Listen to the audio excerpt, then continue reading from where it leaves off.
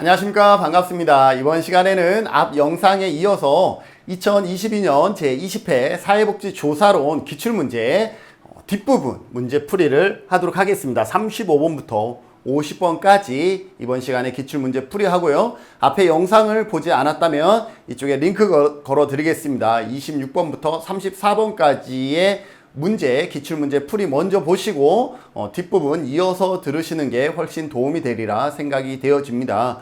그리고 앞에 영상을 촬영할 때는요, 이렇게 영상만 촬영했는데 지금은 이쪽에서 메인 컴퓨터가 앞에 영상 촬영했던 것을 편집해서 저장하고 있거든요. 저장하는데 시간이 상당히 오래 걸립니다. 그래서 기다렸다가 영상 촬영하려고 그러면 제가 하루 종일 이게 영상 촬영하고 편집하고 또 저장하고 이래야 되니까 일단 편집하고 저장시키면서 제가 강의를 하고 있어요. 그러다 보니까 메인 컴퓨터에 펜 돌아가는 소리가 좀 요란하거든요. 그래서 강의할 때 혹시 이 소리가 지금 마이크로 들어가고 있는지, 그래서 음질의 잡음의 차이가 큰지 요거 여러분들 피드백 해주시면, 큰 영향 없다 그러면 가끔은 이렇게 동시에 작업할 거고요. 이 컴퓨터에 잡음이 좀 많이 들어가서 불편하다 그러면 어쩔 수 없죠. 그러면 좀 기다렸다가 저장 다 끝나면 또 촬영하고 뭐 이런 식으로 해야 될 것 같은데요. 아무튼 저도 바쁜 시간 쪼개서 이렇게 뭔가를 하려고 그러다 보니까 혼자 하다 보니까 조금은 이러한 불편함들이 있습니다. 여러분들 끝까지 잘 들어주셔서 여러분들 2023년 20일에 사회복지사 1급 시험에 합격하는데 조금이라도 도움이 될 수 있기를 바라면서 강의 영상 시작하도록 하겠습니다. 그러고 보니까 앞에 영상 여기 20회 사회복지조사론 기출문제인데 앞에 영상은 여기 19회로 되어 있더라고요. 혼자 하다 보니까 그런 어설픈 부분들이 있는데 19회냐 20회냐 이게 중요한 건 아니니까 문제풀이 자체가 중요한 거니까 그렇게 이해해 주시면서 같이 쫓아와 주시기 바랍니다. 35번부터 문제풀이 시작하도록 하겠습니다. 35번입니다. 측정의 수준의 서로 다른 변수로 묶인 거. 이처럼 측정에 관련된 문제는 측정의 수준에 대해서 자주 언급이 되어집니다. 그래서 여러분들 요 정도는 암기하시면 시험 보실 때 상당히 도움이 된다. 그래서 필요한 핵심적인 것들을 좀 적어놨어요. 예를 들어서 명목, 서열, 등간, 비율 수준으로 측정 수준이 정의가 되어지는데 각각의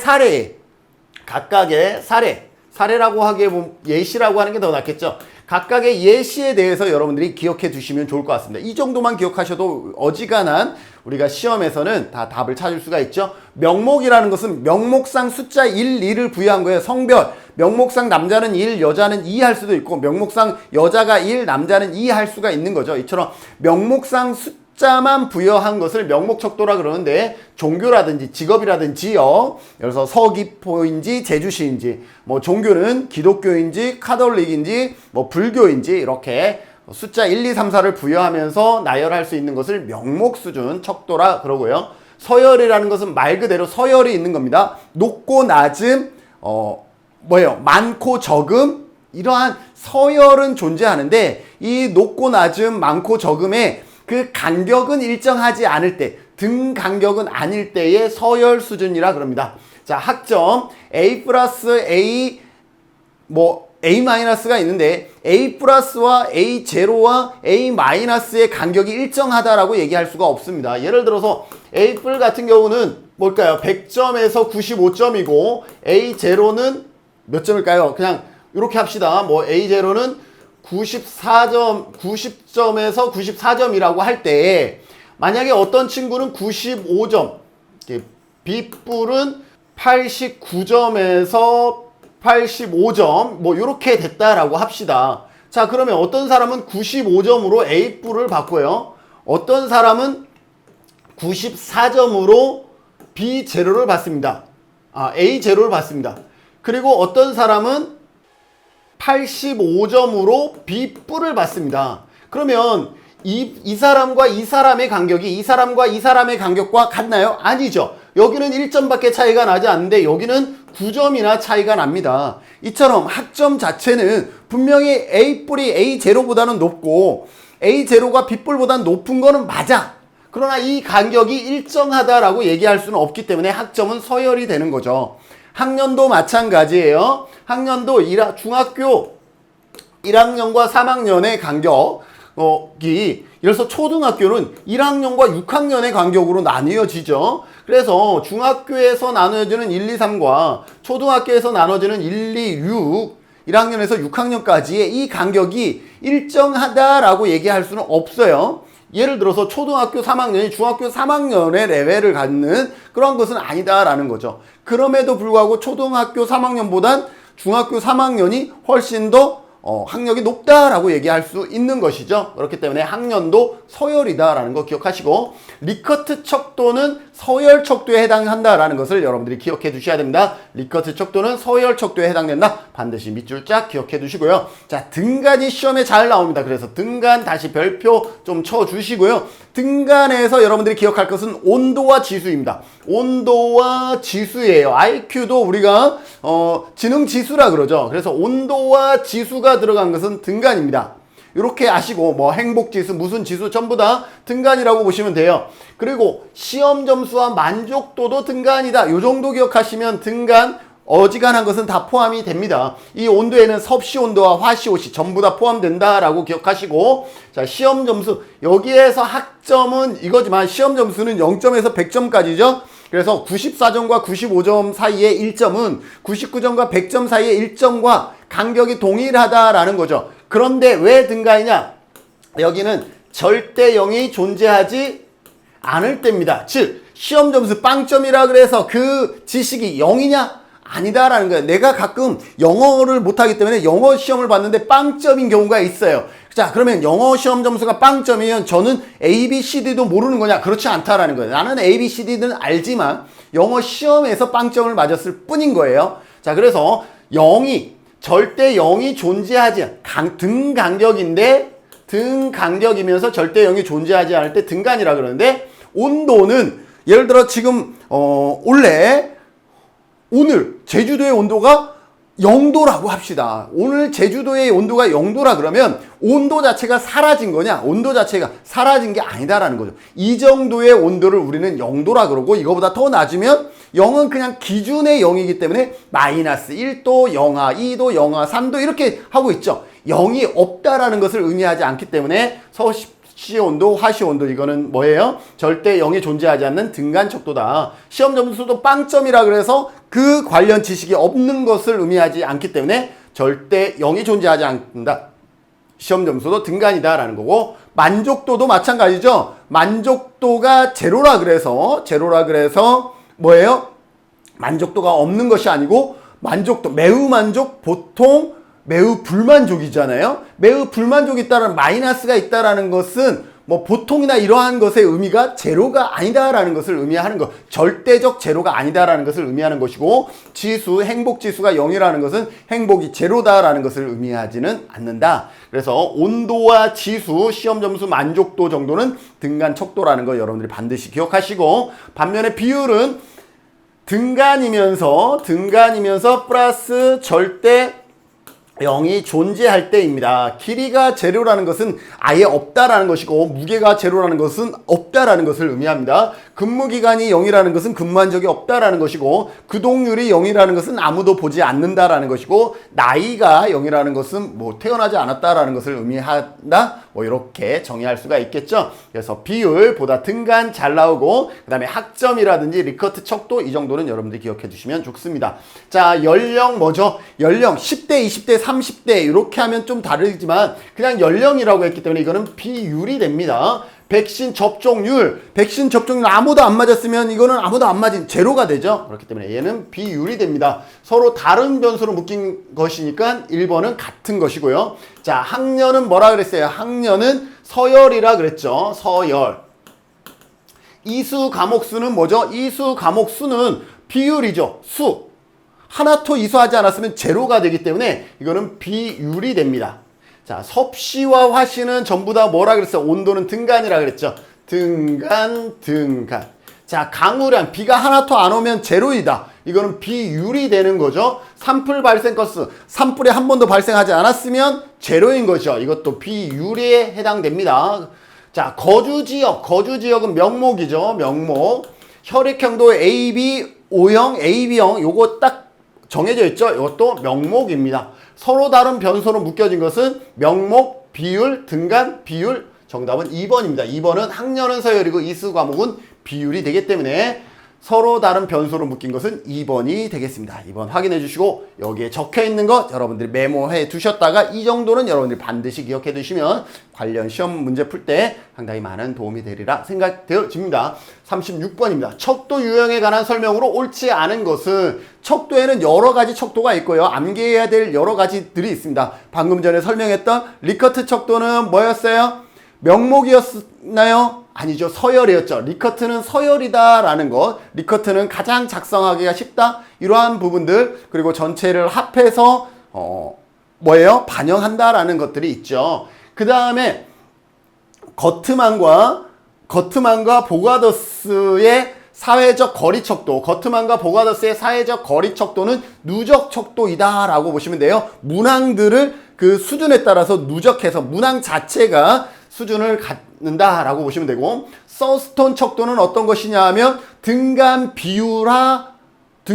비율화로 만든 척도예요. 서스톤 척도 자체가 등간 비율이라고 보기는 어렵고 그 문항들의 가중치, 척도치를 구해서 그것을 반영해 줌으로 인해서 서스톤 척도는 등간 비율화로 만들었다. 그렇게 만들어낸 척도가 서스톤 척도입니다. 이 서스톤 척도를 하려고 그러면 반드시 사전 검사를 통해서 뭐를 해야 되죠? 척도치의 값을 구해야 됩니다. 그렇기 때문에 서스톤 척도는 작성하는 과정이 어렵다라고 볼 수가 있는 것이죠. 의미분할 척도는 서로 다른 형용사를 양 끝단에 놓고 측정하는 방법이다 라고 보시면 되겠죠. 옳지 않은 것 찾아보겠습니다.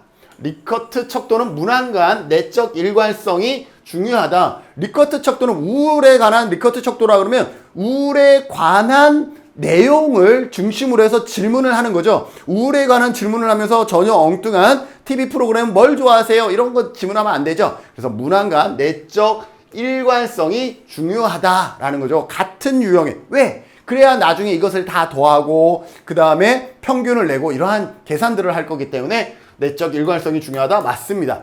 거트만 척도와 보가더스 척도는 누적 척도라 그랬죠? 누적 척도 맞습니다. 서스톤 척도는 뭐라 그랬어요? 등간 비율. 우리가 유일한 등간 비율 척도다 라고 보시면 돼요.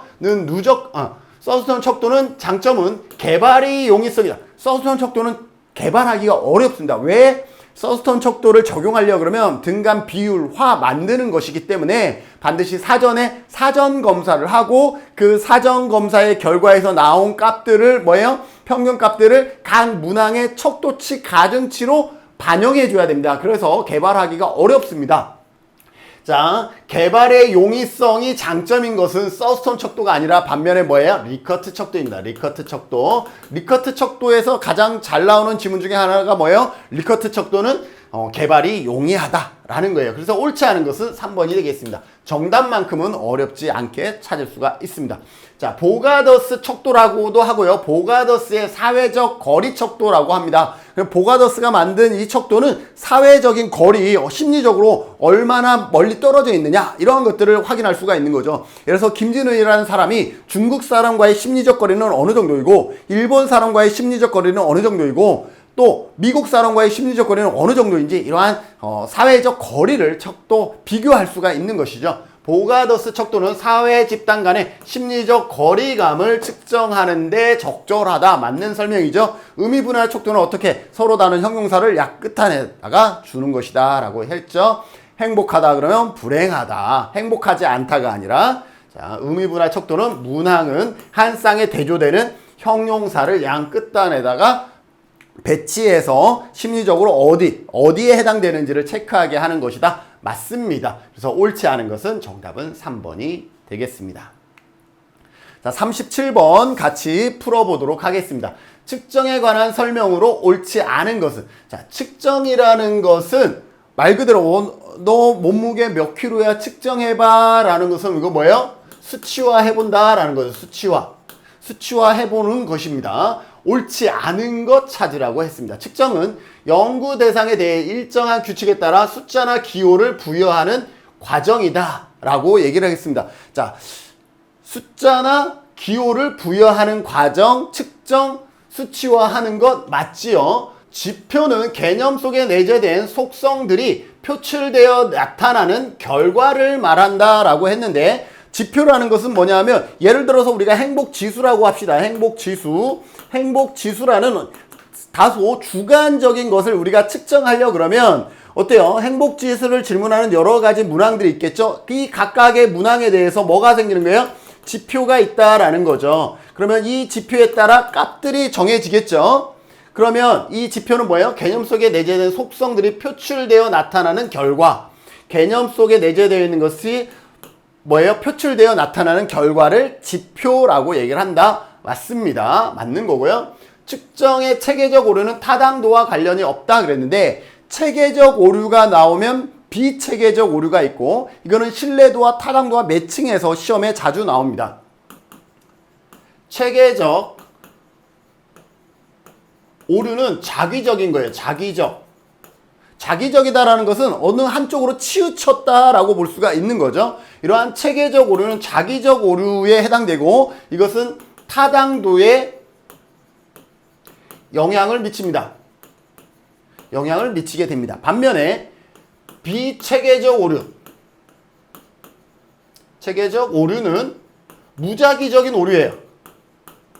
편향이 발생하는 게 아니라 언제 어떻게 오류가 얼마가 갑자기 커지거나 작아질지 우리가 예측 불가능한 무작위 오류에, 무작위라는 것은 일관성이 떨어지는 오류다라는 거죠.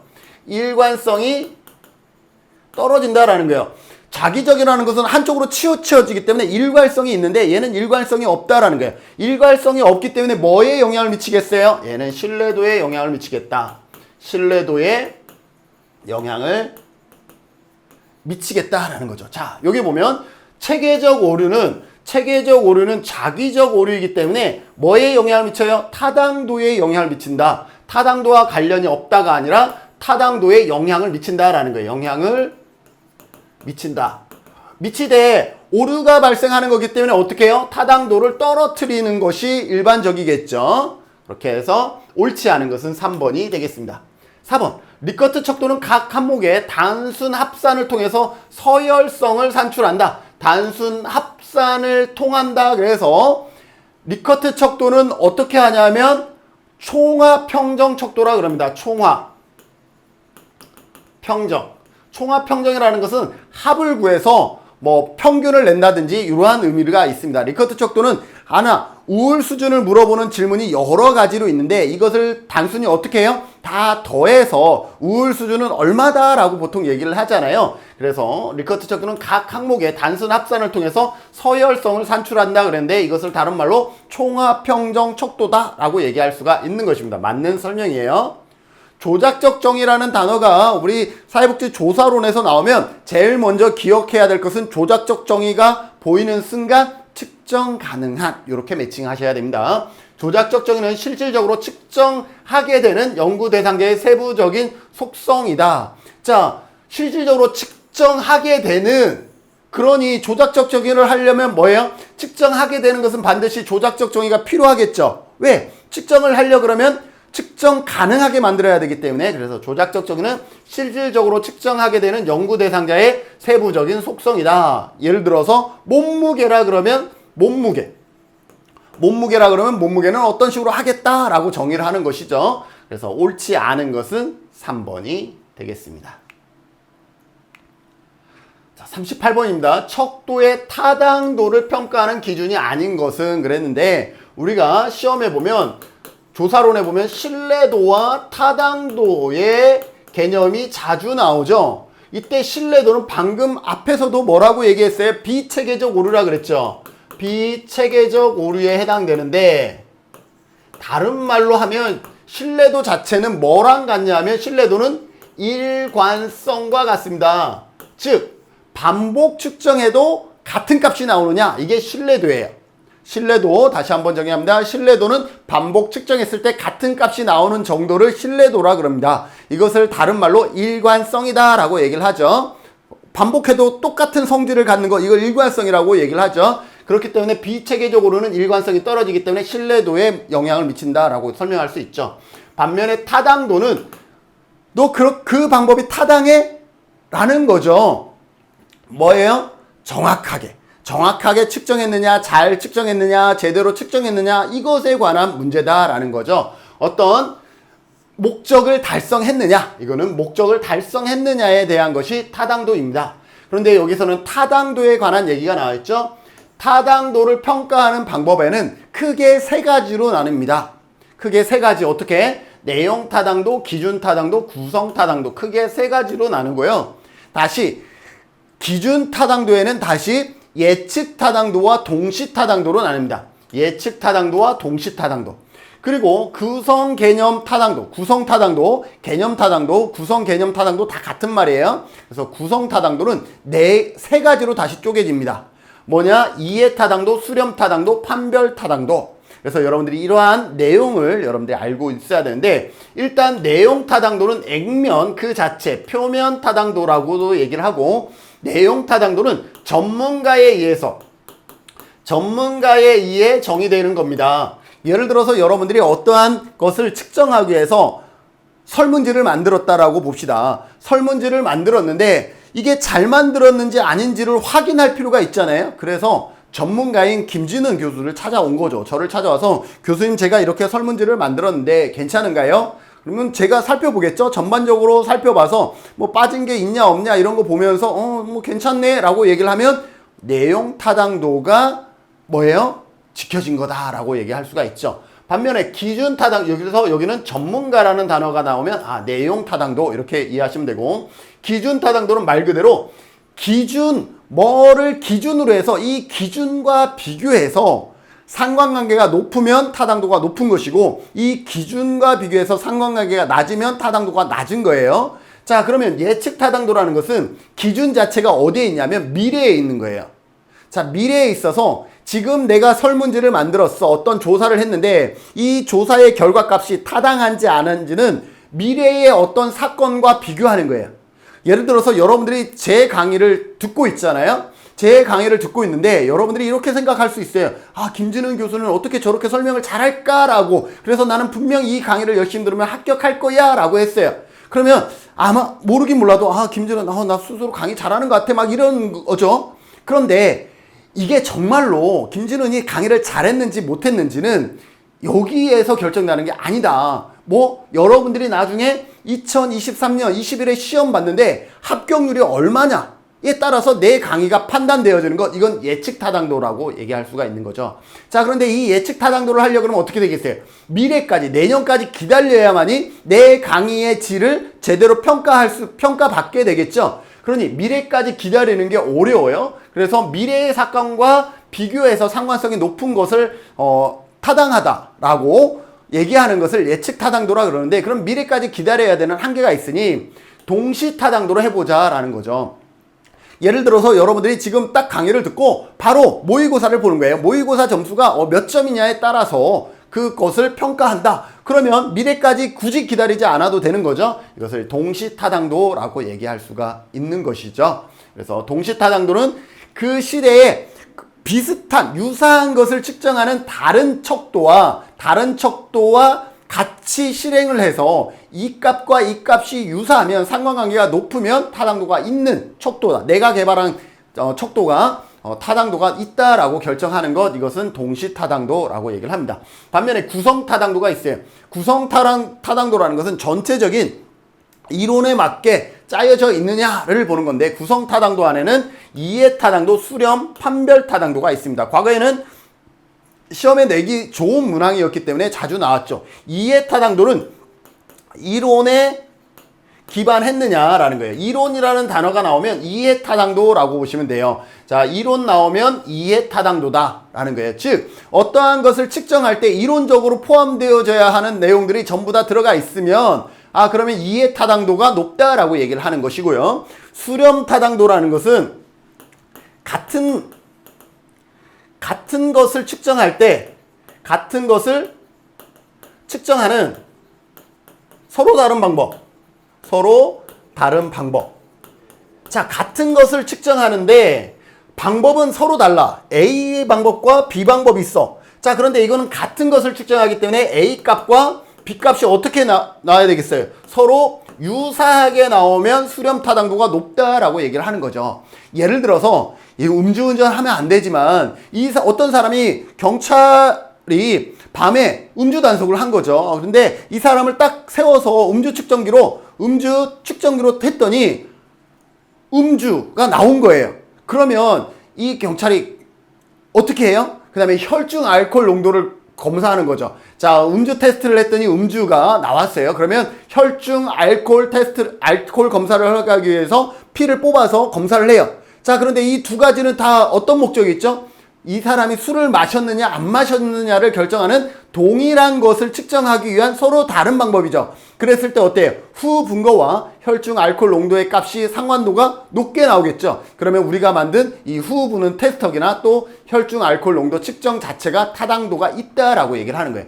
같은 것을 측정하는 서로 다른 방법 중에 방법이 상관성이 높으면 타당하다라고 얘기하는 것이 수렴 타당도입니다. 반면에 판별 타당도는 서로 다른 것을 측정하는 서로 다른 방법은 어떻게 되겠어요? 서로 다른 것을 측정하는 방법은 C, D가 있는데 C와 D는 서로 다른 것을 측정하는 거야. 서로 다른 것을 측정하는데 상관성이 높겠어요? 낮겠어요? 다른 걸 측정하니까 당연히 상관성은 떨어지겠죠. 서로 다른 것을 측정하는 서로 다른 방법은 상관성이 떨어진다. 그거 떨어져야만이 판별 타당도가 오히려 높다라고 얘기를 하는 거죠. 예를 들어서 제가 당뇨를 피를 뽑아서 당뇨를 측정하고 또 한 사람은 피를 뽑아서 혈중 알코올 농도를 측정하는 거예요. 서로 전혀 다른 것을 측정하기 위해서 피를 뽑았죠. 그랬을 때 당뇨와 혈중 알코올의 상관성이 높게 나오겠어요? 낮게 나오겠어요? 거의 상관성이 거의 없는 것처럼 나오겠죠. 판별 타당도가 높다라는 거죠. 왜? 서로 다른 것을 측정했기 때문에 그 값은 상관성이 떨어져야 된다라는 거죠. 이것이 판별 타당도라고 보시면 되겠습니다. 자, 봅시다. 타당도를 평가하는 기준이 아닌 것은 하나의 개념을 측정하는 개별 항목 간의 일관성. 자, 일관성이 나오면 뭐라 그랬어요? 여기 신뢰도 일관성이라 그랬죠. 일관성 1번은 뭐를 얘기하는 거예요? 얘는 타당도를 평가하는 게 아니라 얘는 신뢰도네. 신뢰도에 일관성 하면 무조건 신뢰도 기억하세요. 그래서 1번은 타당도가 아니라 신뢰도 측정에 관한 얘기다라고 보시면 되겠습니다. 자, 그럼 2번 볼까요? 이론적으로 관련이 없는 두 개념을 측정한 두 척도 간의 상관관계. 이론적으로 관련이 없어. 얘죠. 서로 다른 것을 측정하는 서로 다른 방법은 상관성이 떨어져야 된다. 이론적으로 관련성이 없는 서로 다른 것을 측정하는 두 개념을 측정하는 두 척도 간에는 상관관계가 떨어진다. 이거는 뭐예요? 판별 타당도를 설명한 거예요. 판별 타당도. 와, 이렇게 판별 타당도를 설명하는구나.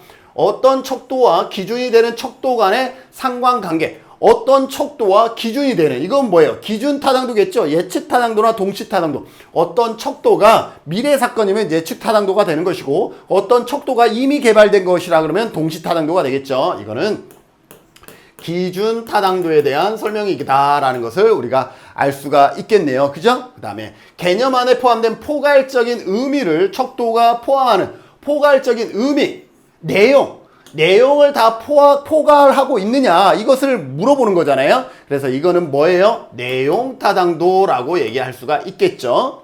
개별 항목들이 연구자가 의도한 개념을 구성하는 요인으로 모이는 정도. 개별 항목들이 연구자가 의도한 개념을 구성하는 요인. 이건 요인에 대한 것이기 때문에 이거는 뭐냐면 구성 개념 타당도는요, 이해, 수렴, 판별 타당도, 이 구성 개념 타당도를 분석하는 방법에는 뭐가 있냐면 요인 분석이 있어요. 요인 분석은 어떤 거냐면 어떤 문항이 여러 가지가 있는데 서로 같은 것은 묶어주고 서로 다른 것은 이렇게 떨어뜨려주는 그러한 분석을 요인 분석이라 그럽니다. 같은 것은 묶어주고 다른 것은 떨어뜨려주기 때문에 이렇게 요인으로 묶이는 것, 이것을 요인 분석이라 그러는데, 요인 분석은 무엇을 실시하는 거예요? 구성 타당도를 볼 때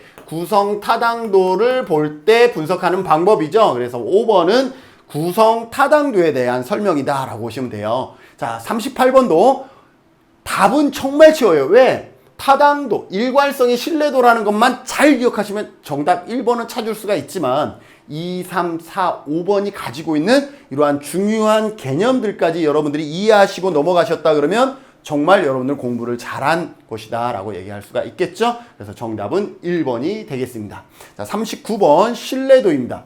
신뢰도를 높이는 방법에 관한 설명으로 옳은 것은 그랬습니다. 신뢰도 측정 항목 수를 가능한 한 줄여야 된다 그랬는데, 신뢰도를 높이려면요 측정 항목 수를 늘려야 됩니다.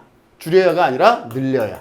왜냐, 반복 신뢰도는 뭐예요? 반복 측정했을 때 같은 값이 나오느냐이죠. 자, 여러분들에게 제가 질문을 할게요.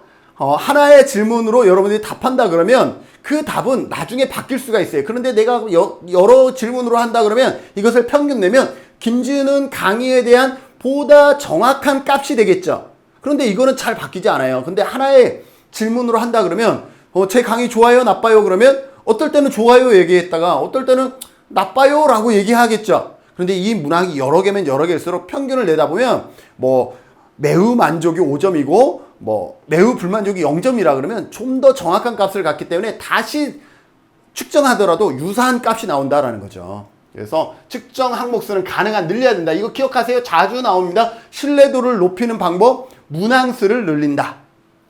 유사한 질문을 2회 이상 하지 않는다 그랬는데 그러면 이거 틀렸고요. 유사한 질문을 2회 이상 하지 않는다 그랬는데 신뢰도를 확인하려고 그러면 유사한 질문을 어떻게 한다라는 걸 해야 돼요. 하되 또 뭘 기억해? 하지 않는다 잘못됐고요. 하되 어떻게 떨어뜨려서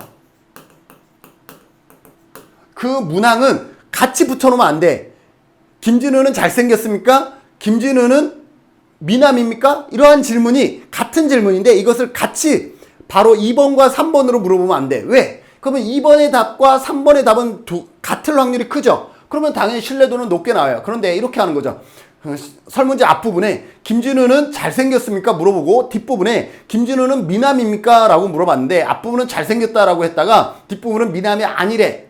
그러면 이건 뭐예요? 신뢰도가 떨어진다라는 거죠. 이처럼 유사한 질문은 2번 이상 하는 거예요. 신뢰도를 확인하기 위해서는 해야 돼요. 그런데 배치할 때 어떻게? 붙이서가 아니라 떨어뜨려서 배치한다까지 기억해 주시면 됩니다. 측정자에게 측정 도구에 대한 교육을 사후에 실시한다. 측정 도구에 대한 교육을 사후에 뭐예요? 처음에는 방법 모르고 측정했다가 나중에 다 끝나니까 그 다음 교육해요? 그러면 측정값이 달라지나요? 아니죠. 이미 끝났기 때문에 신뢰도는 떨어질 수밖에 없죠. 그래서 측정자에게 측정 도구에 대한 교육은 언제? 측정하기 전에 해야지. 예를 들어서 이거잖아요. 우리가 제일 많이 하는 거 자 있잖아요. 자. 초등학교 때 처음에 자 어떻게 쓰는지를 가르쳐 주는데 어떻게 쓰는지 가르쳐 주지 않고 이 펜의 길이를 재세요. 그러면 어떤 친구는 요렇게 해서 재고 어떤 사람은 요렇게 해서 재고 이렇게 되잖아요.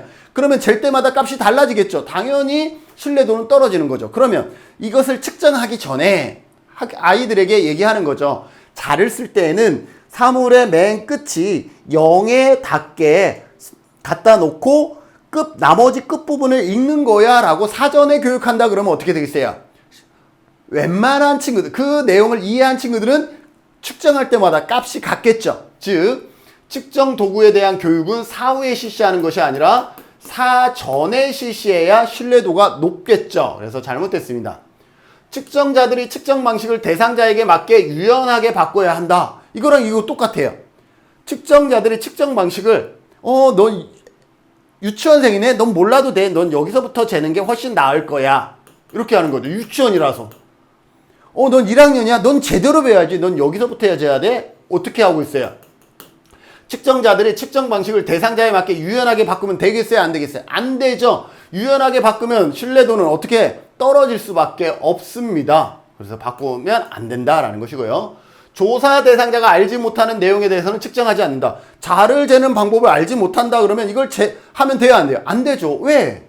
그러면 측정 도구에 대한 교육을 하지 않은 거랑 똑같은 거잖아요. 근데 그것을 하지 않겠다라는 거예요. 모르면 하지 않겠다. 왜? 모르는 것을 측정해봐야 할 때마다 값이 달라지니까 신뢰도가 떨어질 수밖에 없어. 그러니 그것은 애시당초 측정하지 않겠다. 모르는 건 측정하지 않겠다. 잘한 거죠. 그래서 정답은 5번입니다. 모르는 것에 대해서는 측정하지 않음으로 인해서 신뢰도를 높일 수 있다. 정답은 5번이 되겠습니다.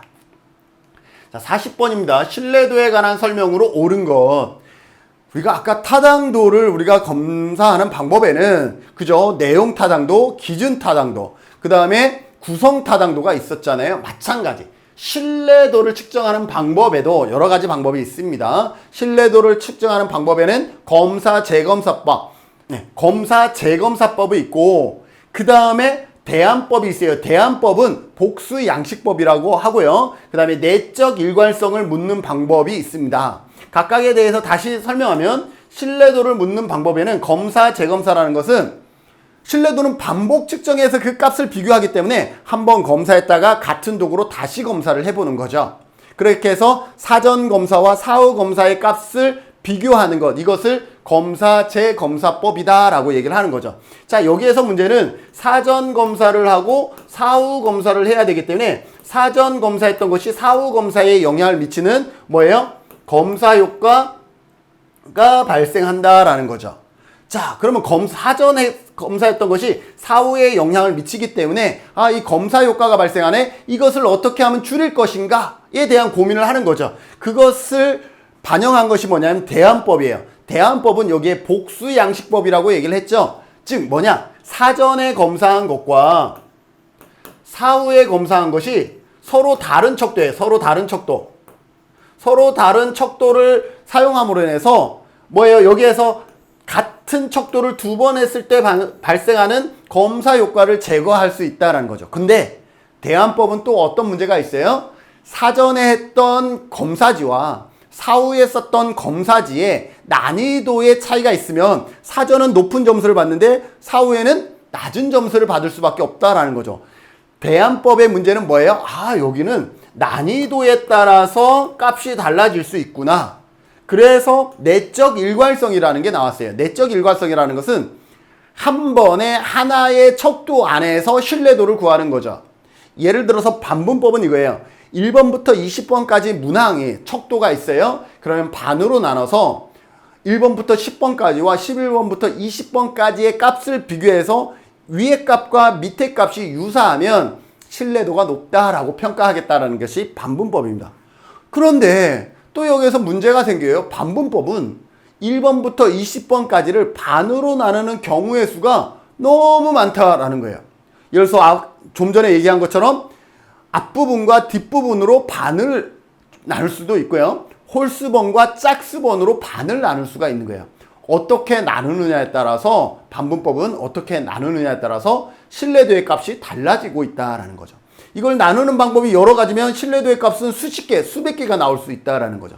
그렇게 해서 또 나온 게 뭐냐면 크롬바 알파 방법입니다.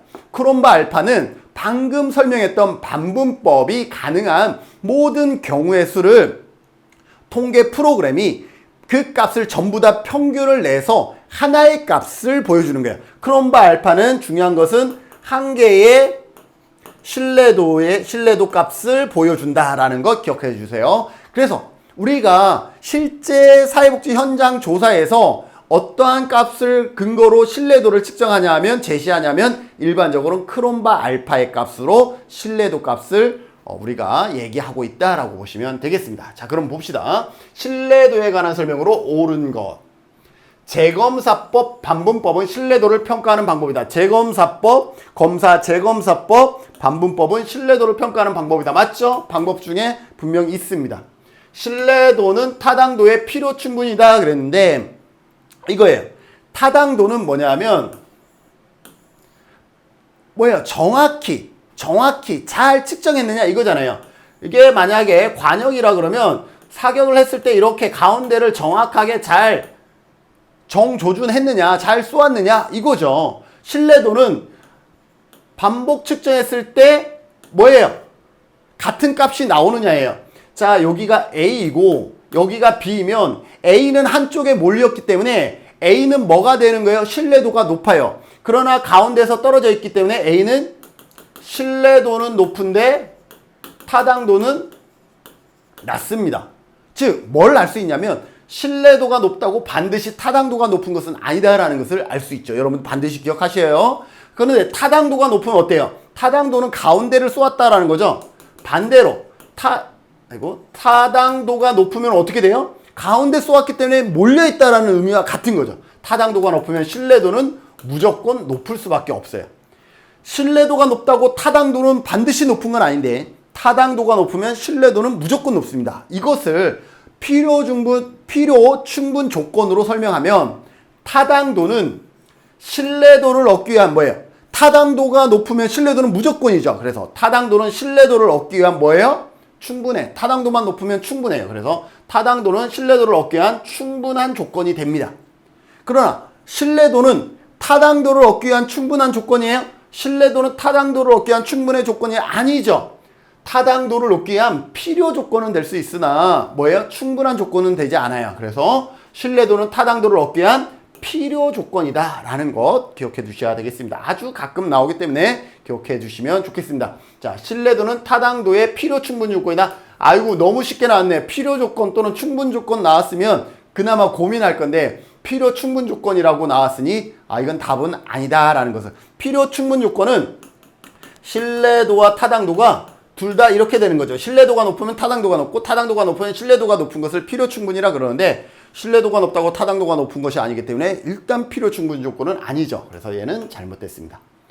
측정할 때마다 실제보다 5g이 더 높게 측정된다는 것은 뭐냐면 정조준해야 되는데 정조준은 안 됐고 5g이 계속 이렇게 높다라는 거예요. 5g이 계속. 이건 뭐예요? 일관성은 있는 거죠. 일관성이 있기 때문에 얘는 신뢰도는 높다라는 거죠.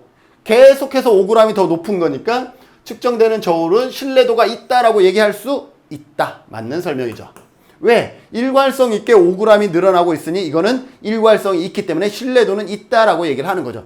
그러나 5g이 계속 오차가 발생하기 때문에 뭐는 아니에요? 정확히 측정했느냐? 타당도는 떨어진다라고 설명할 수가 있는 거죠. 그래서 옳은 것은 기역과 디귿이 되겠죠. 기역과 디귿 정답은 4번이 되겠습니다. 정답 4번. 잘 보시고요. 자, 41번입니다.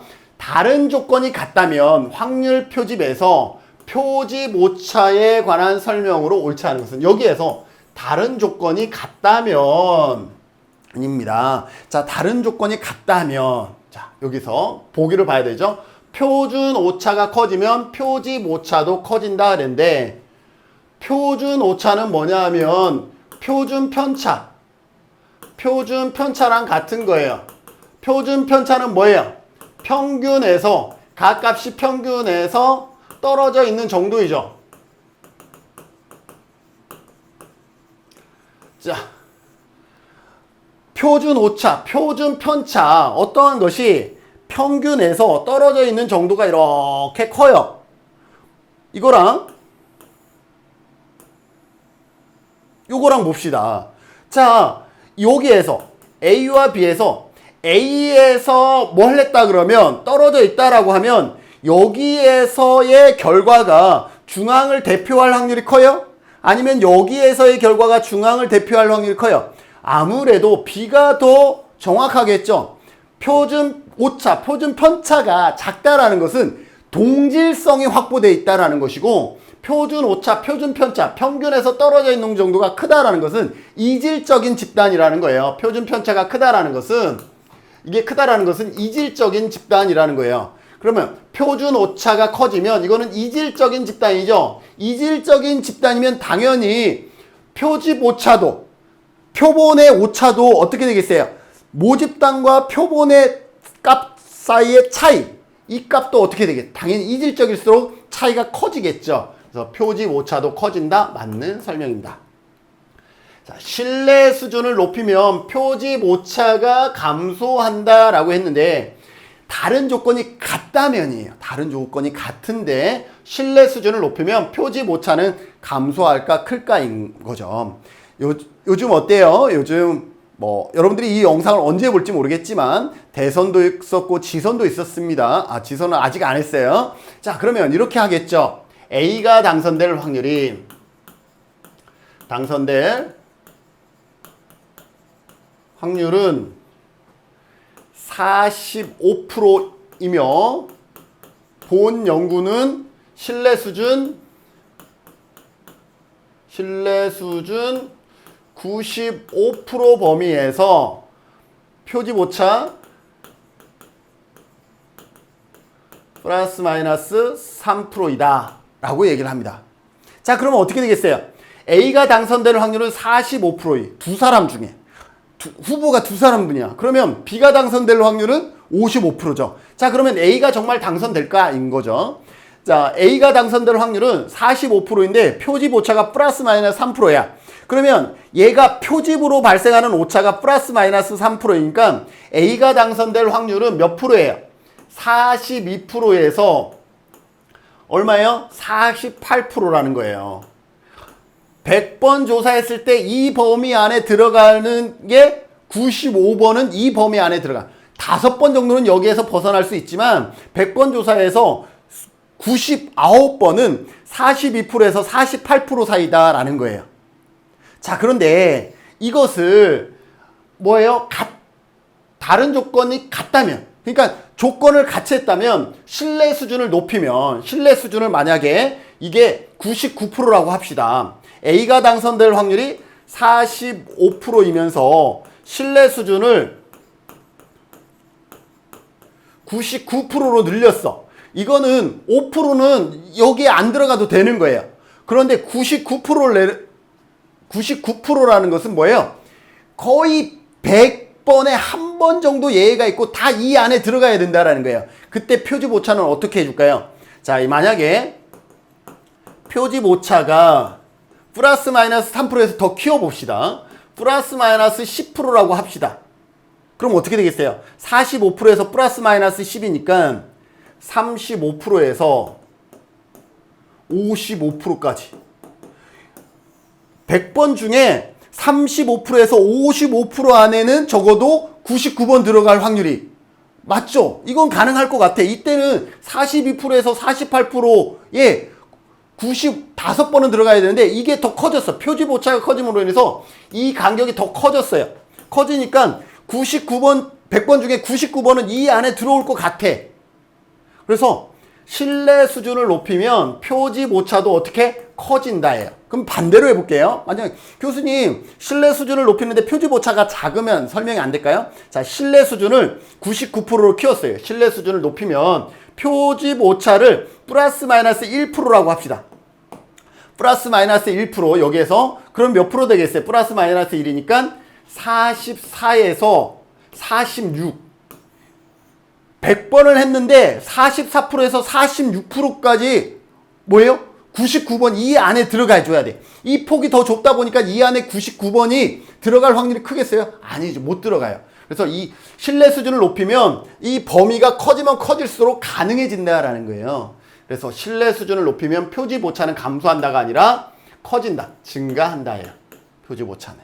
그래서 이 부분은 여러분들이 이렇게 사례를 통해서도 암기해 주셔도 되고 아니면 이렇게 암기하셔도 돼요. 신뢰 수준을 높이면 그만큼 표집 오차, 신뢰 100번 중에 99번 그 안에 들어가려고 그러면 오차를 크게 하면 크게 할수록 당연히 이 안에 들어갈 수 있으니까.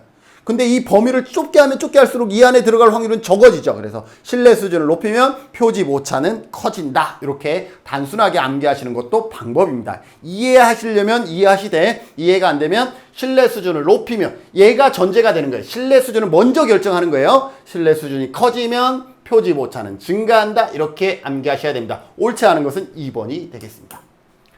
표본의 수가 증가하면 모집단, 표집 오차라는 것은 전체에서 이 표본의 전체의 값을 모수라 그러고 표본의 값을 통계치라 그럽니다.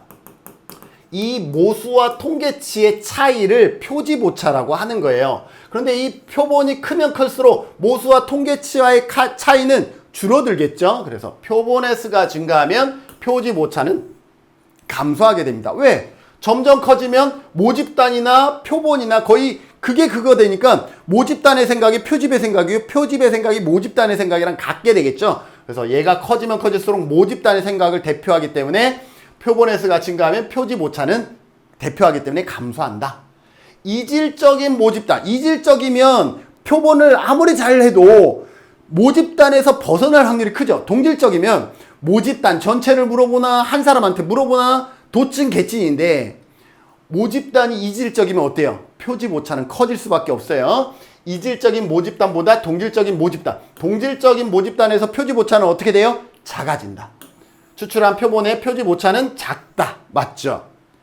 층하를 통해서 층하라는 것은 확률 표집 방법이에요. 확률 표집 방법은 그만큼 표집을 잘했다라는 거죠. 표집을 잘했기 때문에 표집 오차는 줄어들겠죠. 그래서 층하를 통해 단순 무작위 추출의 표집 오차를 줄일 수 있다.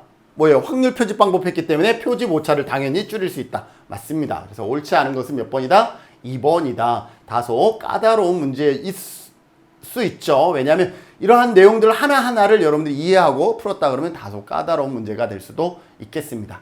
자, 42번 다음 사례의 표집에 관한 설명으로 옳은 것은 그랬습니다. 400명의 명단에서 80명의 표본을, 자, 400명의 명단이라는 것은 전체이기 때문에 얘는 모집단이라고 할 수 있죠. 우리가 연구하고자 하는 전체 집단을 모집단이라 그럽니다.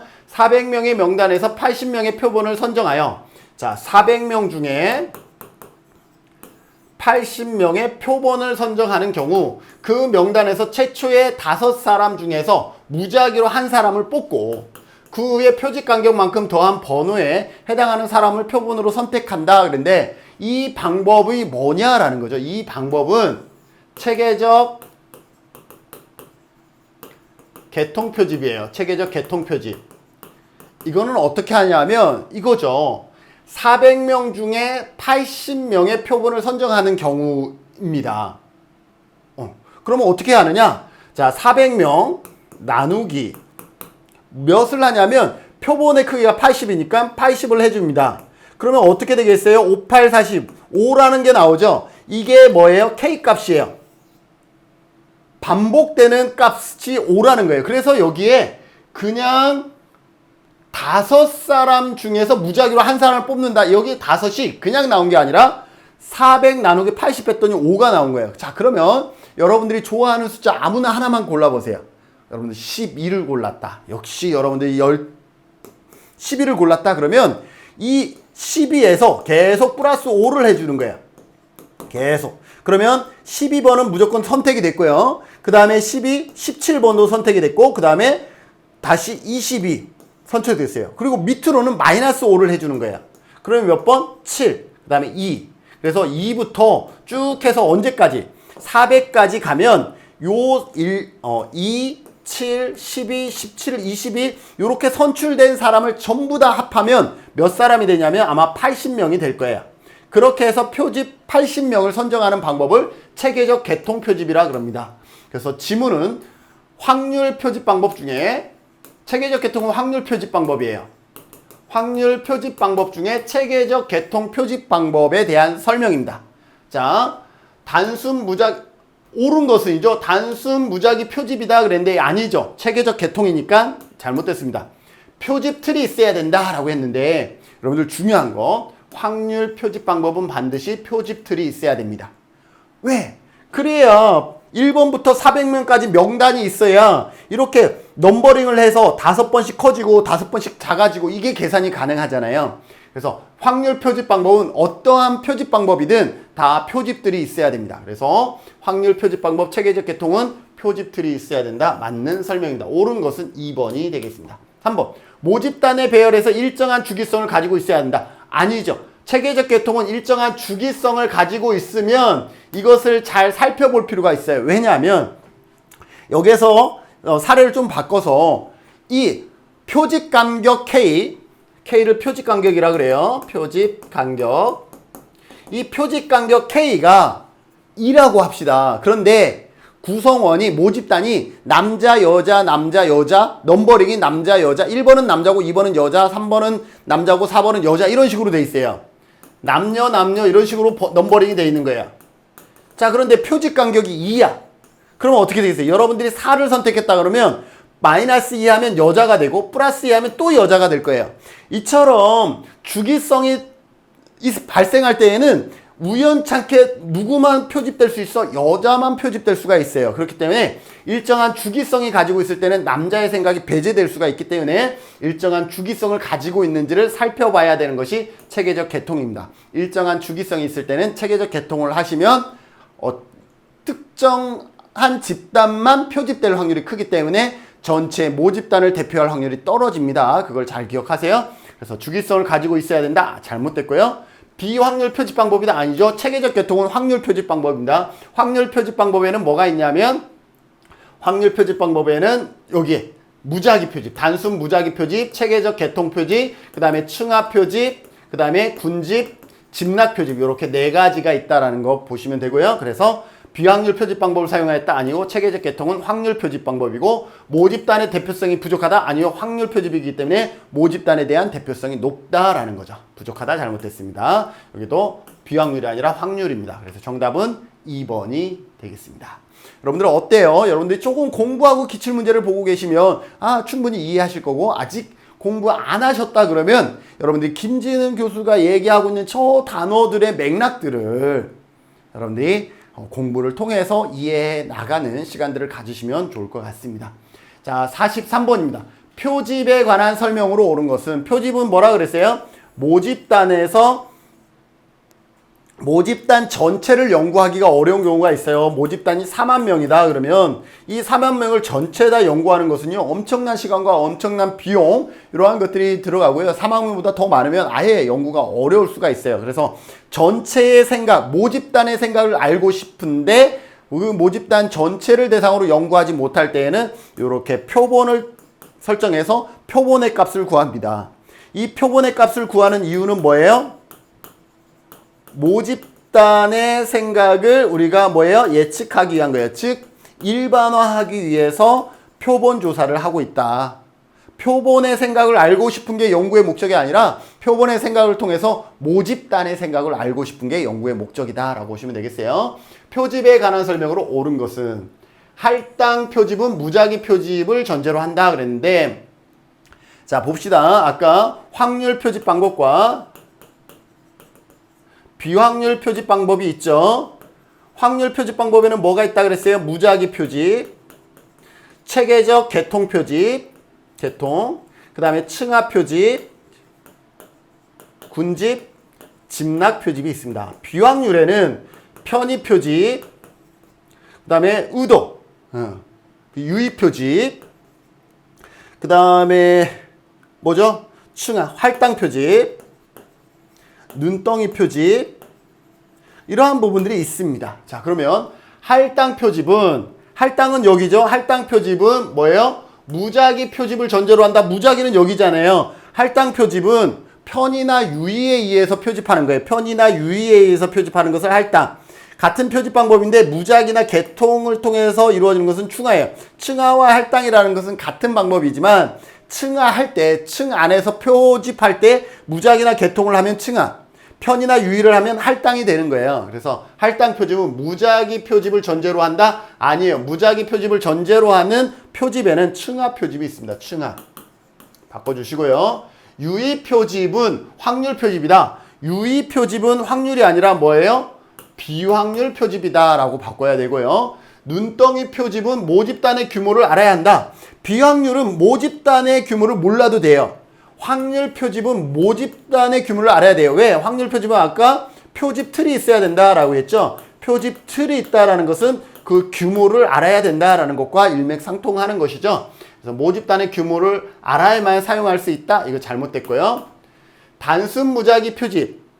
단순 무작위 표집은 모집단으로부터 표본으로 추출될 확률을 알 수 있다. 단순 무작위는요. 모집단으로부터 표본에 추출될 확률을 알 수 있습니다. 확률을 알 수 있기 때문에 확률 표집 방법이라고 얘기를 하는 것이죠. 전체. 그래서 4번이 정답이고요. 임의 표집. 자, 임의 표집은 편입 표집이라고 합니다. 편입 표집.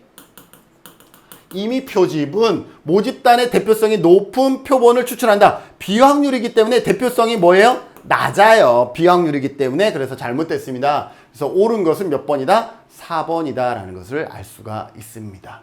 자, 44번 통계적 가설 검증에 관한 설명으로 옳지 않은 것. 자, 가설 검증에 관한 설명입니다. 우리가 실질적으로 증명하고 싶은 가설은 무슨 가설이냐 하면 연구 가설이라 그럽니다. 연구를 통해서 밝히고자 하는 내용은 연구 가설입니다. 그런데 이 연구 가설은요, 어떤 가설이냐 하면 바로 증명할 수가 없어요. 왜? 인간의 경험이 유한하기 때문에, 무한하지 않고 유한하기 때문에 우리가 경험한 것 이 세상의 모든 것을 다 경험할 수가 없기 때문에 연구가설을 모든 것을 다 관찰해서 정의할 수가 없어요. 그래서 영가설이라는 가설을 설정한 다음에 이 영가설이 잘못됐어. 그렇기 때문에 연구가설을 우리가 채택할 수밖에 없어. 이렇게 설정하는 거예요. 증명하는 거예요. 그래서 연구가설은 영가설을 통해서 간접적으로 증명한다. 간접적으로 검증한다라는 거 기억하시고, 그러면 교수님 영가설은 뭐냐? 연구가설은 이런 거예요. 특강. 김준웅 교수의 특강을 들은 사람이 합격. 1급에 합격할 확률이 높다. 이게 가설이에요. 특강을 들어야 합격한다라는 것이 가설이에요. 그러면 영가설은 뭐냐면 특강과 합격은 아무런 관계가 없다. 관계가 0, 제로다라는 거예요. 특강과 합격은 아무런 관계가 없다. 관계가 없다라고 설정하는 거예요. 연구가설을 기각하는 거. 특강은 합격에 영향을 준다. 그것을 기각하는 거예요. 그럼 뭐예요? 특강과 합격은 관계가 없다라는 거예요. 즉 차이가 없다, 관계가 없다 식으로 표현하는 것을 연가설이라 그래요. 왜 연가설인지 알겠죠? 제로. 관계가 0이기 때문에. 그래서 관계가 없다, 차이가 없다, 관계가 없다로 표현하게 된다라고 보시면 되겠습니다. 다음 대립가설은 영가설, 이때 관계가 없다라는 영가설이 기각될 때 채택하기 위한 가설이에요.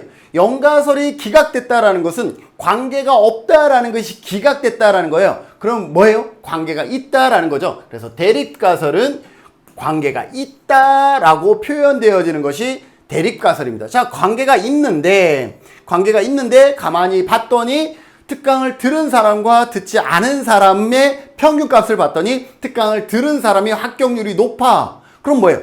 관계가 있다라는 것이 증명이 되었는데, 영가설이 기각되면서 관계가 있다라는 것이 증명됐는데 그 값을 비교해보니 특강을 들은 사람의 합격률이 높아. 그럼 뭐가 되는 거예요? 아, 우리가 연구가설로 설정했던 특강을 받은 사람이 합격률이 높구나 라는 연구가설이 채택이 되어지는 것이다 라고 볼 수가 있죠. 자, 그래서 연구가설과 영가설, 대립가설의 관계를 여러분들이 이해해 주시고, 그 다음에 유의수준이라는 게 있어요. 유의수준이라는 것은 뭐냐면 일종 오류가 발생할 수 있는 그러한 오류예요. 일종 오류는 우리가 사회과학이기 때문에 발생할 수밖에 없는데, 이 일종 오류가 발생할 수 있는 오류를 우리가 어느 정도까지는 인정해 주는 것, 그것을 유의수준이라고 얘기를 합니다. 보통 사회과학에서는 유의수준이 이렇게 0.05, 95%까지는 인정을 해줍니다. 그래서 일종 오류가 발생할 확률이 0.05보다 우리가 유의수준으로 설정한 0.05보다 작으면, 그래, 그 정도는 우리가 인간이기 때문에 이해해 줄게. 이것이 P는 0.05 수준이다 라고 봅니다. P가 0.05, 유의수준의 0.05보다 작으면, 일종 오류가 발생할 확률이 작으면 우리는 그것을 유의하다라고 봅니다. 그래서 일종 오류가 있을 확률이 5% 미만이다라는 의미를 갖고 있다라는 거 보시고, 여기서 일종 오류와 이종 오류까지는 설명하지 않을게요. 그거는 나중에 또 이론 공부에서 영상 찾아보시면 있으니까 관련해서 좀 살펴봐 주시고요. 자, 봅시다.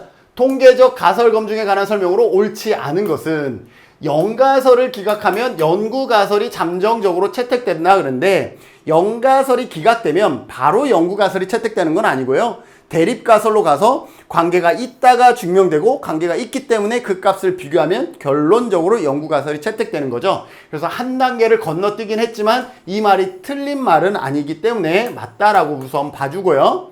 영가설은 연구가설과 대조되는 가설이다. 영가설은 연구가설과 대조되는 가설이다. 대조도 잘 쓰진 않지만 영가설을 기각하기 위한 가설이기 때문에 얘도 맞다라고 봅시다. 통계치에 대한 확률이 유의수준보다 낮으면, 통계치에 대한 오류가 발생할 확률이 유의수준으로 설정한 것보다 낮으면 영가설은 기각된다. 이렇게 되면 일종 오류가 발생할 확률이 5% 미만이기 때문에 영가설은 기각돼서 대립가설이 채택이 됩니다. 이것도 맞는 설명이에요. 자, 다음 연구가설은 표본의 통계치에 대한 가정이다 그랬는데, 연구가설은 언제 설정해요? 연구가설은 연구하기 전에 설정하거든요. 즉 주문이 선행되어야 뭐예요? 가설을 설정하고 조사 설계가 이루어진다 그랬죠? 자, 조사 설계 때 뭘 하죠? 표본의 크기라든지 이런 것을 결정하죠. 근데 연구 가설은 표본의 통계치에 대한 가정이다? 아니죠. 표본은 이때 정하는데요. 연구 가설은 선행되어야 가설을 설정한 연구 가설은 누구에 대한 거예요? 모집단에 대한 거예요. 모집단. 그리고 우리가 궁극적으로 밝히고 싶은 것은 모집단의 값을 밝히고 싶은 거지. 그런데 그 값을 증명하기가 어려우니 표본을 통해서 증명하고자 하는 거예요. 접근만 다른 것뿐이죠. 그래서 연구 가설은 표본의 통계치에 대한 가정이 아니라 뭐에 대한 연구 가설은 모집단에 대한 가정. 모집단. 전체 집단에 대한 가정이다라는 것이죠. 옳지 않은 것은 4번이 되겠습니다. 연구 가설은 경험적으로 검증 가능해야 된다. 논리, 경험주의를 설명한 거죠. 맞습니다. 그래서 옳지 않은 것은 몇 번이다? 4번이다 라는 것을 알 수가 있습니다. 45번입니다. 다음에서 설문조사 결과를 해석할 때 유의해야 할 사항을 모두 고른 것은 설문조사 결과, 설문을 하고 그 결과를 해석할 때 유의해야 할 것 찾아보죠. 표집 방법이 확률 표집인가 비확률 표집인가 중요하죠.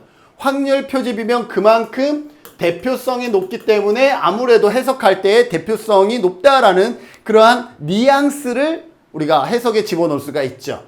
표본의 크기도 마찬가지죠. 표본의 크기가 크면 모집단을 대표할 확률이 크죠. 그래서 모집단을 대표하기에 적절한가? 이거 봐야 되죠. 설문조사는 언제 이루어졌는가? 프로그램을 시작하기 전에 이루어졌느냐? 시작한 후에 이루어졌느냐에 따라서 연구 결과를 해석할 때 다르죠. 하기 전에는 우리가 일반적으로 제주도에 살고 있는 사람들의 우울증 성향은 이렇다. 연구 결과 프로그램 후에는 프로그램을 진행했더니 이러한 변화가 있었다. 이렇게 해석 자체가 달라지겠죠. 측정 도구는 신뢰할 만한가? 중요하죠. 측정 도구가 신뢰하지 못하는 그러한 도구라 그러면 그걸 갖고 이러한 변화가 있었다라고 우리는 예측 가능하다. 이렇게 단정적으로 표현할 수가 없는 것이죠. 그래서 측정 도구가 신뢰할 만한가 그렇지 않은가도 상당히 중요합니다. 신뢰하지 않으면 우리는 굳이 그 값을 해석하지도 않아요. 신뢰해야 일단 해석이 되어지는 거죠. 그래서 유의해야 할 사항은 모든 것이 됩니다. 정답은 5번이 되겠습니다. 이러한 문항은 그냥 쉽게 바로 넘어가도록 하죠. 자, 46번입니다. 자료 수집 방법에 관한 설명으로 옳은 것은 그랬습니다. 자료 수집 방법. 질문의 유형과 형태를 결정할 때 조사 대상자의 응답 능력을 고려할 필요가 있다. 맞죠? 여러분들 뭐예요? 우리가 누군가를 질문할 때 저는 영어를 정말 못하거든요. 근데 질문의 유형과 형태를 결정할 때 응답자의 능력. 저는 영어를 잘 못하는데 영어로 질문을 해버렸네? 여러분들 답하겠어요? 여러분들 할 수 있을지 몰라도 저는 못하잖아요? 그러면 그 값이 대충 찍는 거죠. yes, no, number one, number two 이렇게 대충 대답할 수밖에 없어요. 얘는 아마 모르긴 몰라도 신뢰도와 타당도에 엄청난 문제가 발생할 겁니다. 그래서 질문의 유형과 형태를 결정할 때에는 조사 대상자의 응답 능력을 고려할 필요가 있다. 아주 적절한 설명입니다. 그래서 옳은 것은 정답은 바로 나왔네요. 1번입니다. 설문문항 작성 시 이중 질문은 넣어야 한다? 아니요. 두 가지를 같이 묻는 이중 질문은 넣으면 보기 설정하는 게 너무 어렵습니다. 당신의 혈액형과 당신이 좋아하는 음식 이거를 어떻게 한꺼번에 우리가 답한다라는 거 쉽지 않잖아요. 특히 이것을 명목 수준으로 우리가 보기를 만든다 그러면 보기 만드는 것 자체가 너무 어렵겠죠. 그래서 이중 질문은 이렇게 합니다. 가능한, 피한다. 이렇게 하셔야 됩니다. 가능한, 피한다. 그래서 잘못됐고요. 넣어야 한다. 잘못했습니다. 가능한, 피해야 한다. 비참여 관찰. 비참여 관찰은 그 관찰이 제3자, 밖에서 이루어지는 거예요. 관찰 자체가 밖에서 이루어지기 때문에 실험 집단과 관계가 없어요. 관여를 하지 않는 거예요. 그래서 비참여 관찰법은 연구자가 관찰 대상과 상호작용을 유지하는 것이 중요하다. 아니요. 상호작용할 거리가 없어요. 왜? 그 안에서 같이 이루어지는 게 아니고 밖에서 이루어지다 보니까 상호작용 자체가 이루어지지 않죠. 그래서 잘못됐고요. 설문지에는 질문 순서는 무작위 배치를 원칙으로 한다 그랬는데 아니죠. 설문지 질문 순서 간단하게 몇 가지만 좀 살펴보면 가능하면 설문지는 논리적으로 배치해야 됩니다. 시간의 순서라든지 어떤 장소의 이동 순서에 따라 논리적으로 배치하는 게 중요하죠. 그리고 쉬운 질문을 앞에다 합니다. 왜? 여러분들 수학 시험지 딱 받았는데 어려운 주관식부터 막 문제가 되어 있어. 그러면 여러분들 어떻게 되겠어요? 이런 문제는 내가 풀 게 아니야. 그래서 아예 뒷부분에 쉬운 문제가 있는데도 불구하고 어떻게 접어버리죠. 그러면 어떻게 되겠어요? 그 시험지 우리는 받아야 되는 설문지인데도 불구하고 덮어버리면 자료의 값을 아무것도 구할 수 없게 됩니다. 그래서 쉬운 문제를 앞쪽에 배치함으로 해서 이러죠. 쉬운 문제 한 19번까지 쉬운 문제니까 다 했어. 근데 20번 문제가 하나 어려워. 그럼 어떻게 되겠어요? 이제까지 했는데 시간이 아까워서라도 20번 대충 적고라도 낸다라는 거예요. 일반적인 질문은 앞쪽에, 특수한 질문은 뒤쪽에 이렇게 배치합니다. 일반적으로 우리가 답할 수 있는 것은 앞쪽에, 특수한 질문은 뒤쪽에 배치하는 것이 일반적입니다. 그리고 민감한 질문이나 개방형 질문도 우리가 답하기가 어려운 질문들이잖아요. 이처럼 민감한 질문이나 개방형 질문은 뒤쪽에 배치하는 것이 방법이고요. 신뢰도를 검사하기 위한 문항을 어떻게 한다 그랬어요? 따로 떨어뜨려서 신뢰도를 검사하기 위한 질문은 서로 떨어지게 배치한다까지 여러분들이 기억해 두시면 되겠죠. 그래서 무작위로 배치하는 것이 아니라 이러한 배치 원칙들이 있다는 거 기억해 두셔야 됩니다. 우편조사는 프로빙 기술이 중요하다라고 했는데 여러분들 프로빙 기술이라는 것은 어떤 거냐면 내가 어떤 것을 물어봤는데 이게 답이 정확하지가 않아. 아니면 또 추가적으로 궁금한 것이 있어. 이것에 대해서 답이 불충분하거나 뭔가 추가적으로 정보를 얻고 싶어서 그것을 캐묻는 방법을 프로빙이라 그래요. 그런데 우편조사는 어때요? 한번 발송하면 수정이 불가능해요. 프로빙이 됩니까? 안 됩니까? 안 돼요. 그 우편이 다시 나한테 회수되어서 이거 궁금한데 이거 물어봤어야 되는데 그거 다시 답을 얻기 위해서는 다시 우편 절차를 해야 되기 때문에 프로빙이 정말 어렵습니다. 프로빙 기술이 중요한 거는 어떤 면접이라든지 이런 경우는 가능하겠죠. 질문을 했는데 내가 생각했던 것과 전혀 다른 답변을 하네? 그러면 이건 이런 뜻을 가지고 있나요? 이건 어떤 의미를 가지고 있나요? 이렇게 되물을 수가 있죠. 그것이 프로빙인데 우편조사는 이 프로빙 기술을 거의 사용할 수가 없다라는 거죠. 중요하다가 아니라 사용할 수 없다입니다. 그래서 설명으로 옳은 것은 정답은 1번이 되겠습니다. 47번입니다. 다음 조사에서 연구 대상을 배정한 방법은 사회복지사협회에서 회보 발생 여부에 따라서 회비 납부율의 차이가 있는지 발송 여부에 따라서 회비 납부율의 차이가 있는지를 알아보고자 한다. 이를 위해서 전체 회원을 연령과 성별로 구성된 할당 행렬의 각 칸에 배치하고 절반에게는 회보를 보내고 나머지 절반은 회보를 보내지 않았다. 이게 조금 까다로운 문제예요. 이 문제 맞추신 분들은 그래도 공부 좀 하신 것 같아요. 아니, 논리성을 잘 이해하신 것 같아요. 자, 연구 대상자를 배정한 방법입니다. 연구 대상자를 배정했다라는 것은 배치한 거예요. 실험 집단과 통제 집단을 나눴다라는 거예요. 이거를 표집이라고 생각하시면 안 돼요. 표집이 아니다라는 거예요. 연구 대상을 배정한 방법은 어떻게 배정했나요? 반으로 어떻게 나눴느냐잖아요. 배정은 A반, B반 이거잖아요. A반과 B반으로 어떻게 나누었느냐를 얘기할 때 배정이라 그러잖아요. 표집은 어떻게 선출했느냐잖아요. 다른 거예요. 그래서 배정이라는 것은 실험 집단과 통제 집단을 나눈 거로서 표집과는 전혀 무관하다라는 거죠. 그래서 1번과 2번은 표집에 관한 방법이기 때문에 얘와 전혀 다른 속성을 가지고 있다라고 볼 수가 있어요.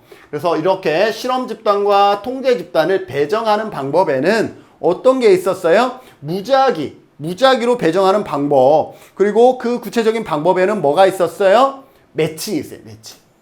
그래서 정답은 3번이에요. 매칭은 뭐죠? 배합 짝짓기예요. 그럼 배합 짝짓기는 뭐냐? 연령과 성별로 구성된 할당 행렬의 각 칸에 배치하고 그랬습니다. 연령과 성별로 구성된 할당 행렬. 그러면 이렇게 설명할 수가 있겠죠. 여기에 성별이 여성과 남성이고 연령이 20대와 30대라고 합시다.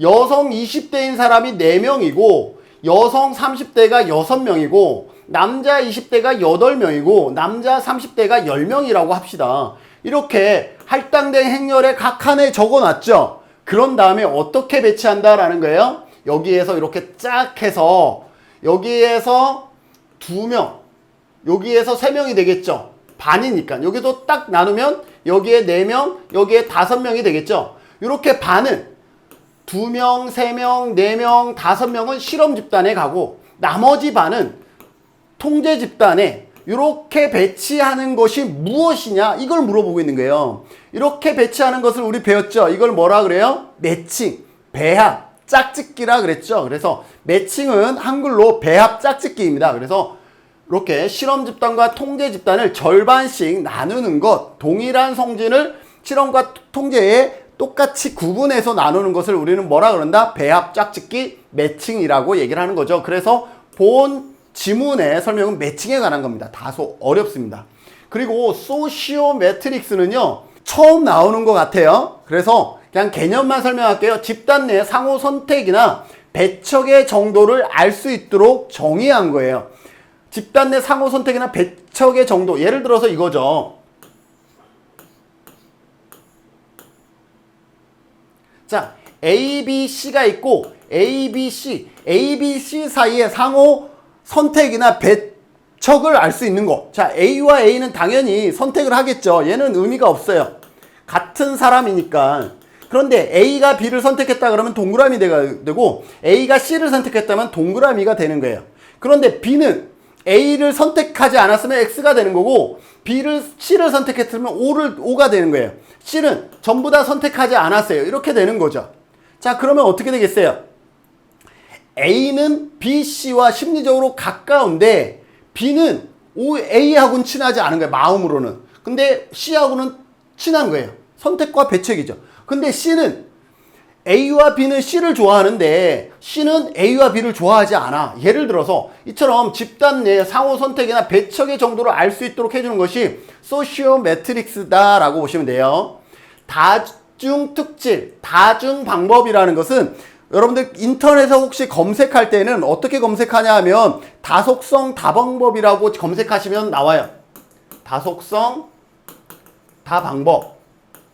이렇게 검색하시면 속성이 2가지이고 방법이 2가지이면 어떻게 해요? 매트릭스를 그리는데 이렇게 2 곱하기 2 행렬 4가 되죠. 그러면 4 곱하기 4 행렬을 그려서 A, B 방법이 C, D라 그러면 A, B, C, D 이렇게 해서 A 방법일 때 그 다음에 A 속성을 가질 때 C, D의 방법 B 속성을 가졌을 때의 C, D의 방법 이렇게 그 속성에 따라서 다중 방법을 알 수 있는 거예요.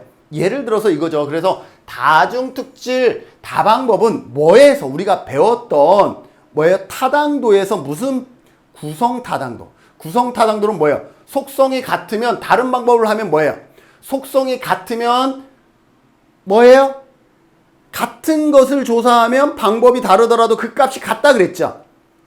뭐예요? 구성 타당도에서 수렴 타당도를 우리가 1%로 알 수가 있는 거죠. 그리고 속성이 다른 것을 측정하는 서로 다른 방법은 어떻게 해요? 그 값이 차이가 있어야 되겠죠. 그래서 그것을 여기에다가 표현함으로 인해서 수렴 타당도와 판별 타당도를 볼 수 있는 거예요. 그래서 다중, 다속성, 다방법은 우리가 구성 타당도의 타당도를 확인할 수 있는 그러한 방법 중에 하나다라고 보시면 되겠습니다. 그래서 정답은 3번이 되겠습니다.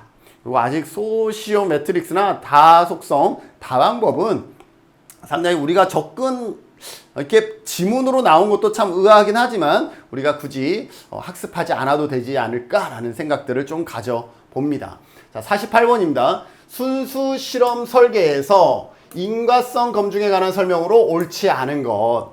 인과성은 원인과 결과이면서 내적 타당도를 얘기하죠. 그래서 여러분들이 공부할 때는 아마 순수 실험 설계는 내적 타당도가 높다라는 것을 우리가 배운 적이 있을 거예요. 그래서 순수 실험 설계는 4가지의 실험 요소를 다 갖춘 거죠. 4가지의 통제 집단이 있어야 된다.